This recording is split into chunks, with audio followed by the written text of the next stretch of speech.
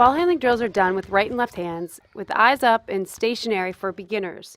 Add movement and end with a jump stop for older and more advanced players. One of the toughest drills to do at this age coordination-wise is the crossover. Make sure players understand how, when, and why to dribble with the outside hand, and emphasize working on an effective change of direction while crossing over. So many kids at this age struggle with double dribbling or traveling when they need to change direction or get under stress. So what you want to do is show them what it looks like to do it wrong, with your head down, too close, and an eye, instead of crossing it over and making a V with the ball. Second, you want to show them how important it is to keep their eyes up, keep it away from their body, and do this without the ball, and then show them a little bit of movement, and then add a full zigzag crossover dribbling drill to the set.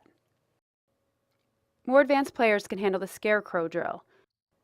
Line up coaches or players and dribble around and under these dummy scarecrows. Players learn change of hands and body position by slapping the back of the scarecrow's knee. Inside-outside is a simple, effective move that requires proper footwork, strong hands, and a cell with the eyes. After players understand and are able to do a drill, encourage them to get out of their comfort zone. Players who are making mistakes are taking more risks than players who play at half speed when they can be moving and doing drills with more intensity. For more info on how to get kids in the fast lane as far as crossing over and reducing traveling, you can go to our Timeout series number 1, which is crossover and handles. Be creative in working in conditioning drills with or without the ball. Put players into fun, simple competitions that emphasize coordination, full speed, and competition. Start with 1 to 2 sharks in the middle of the court. Minnows line up along the sideline, and they attempt to cross court without being tagged by a shark or having their ball hit away. Sharks and minnows can be played both with and without the ball, and with a weak hand round. Adding a coach or another player as a shark helps weaker players build more confidence and trap more minnows. Dribble tag is tag with a dribble.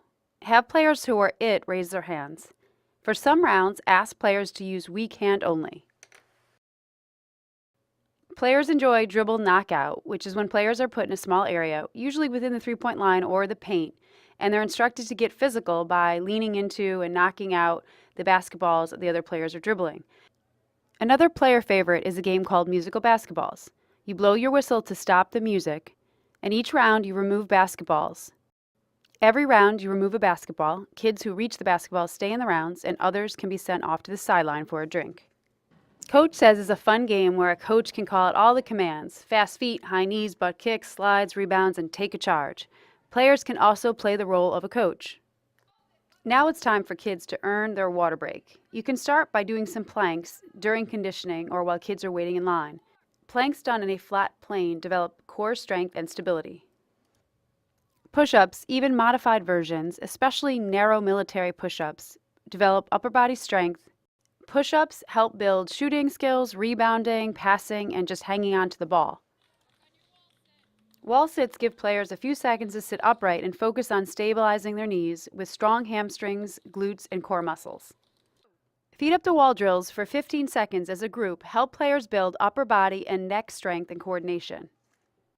At this time, remind players that there's no sitting in the workouts. Run them through a quick sprint to make them earn their water break. Water breaks are by group only, unless a child has a medical condition or is injured. Time a 30-second break and tell the kids that the clock is running. Players need reminders to tighten up the caps in all water bottles to prevent spills. Players should be expected to run back on the floor and get ready for the layup series.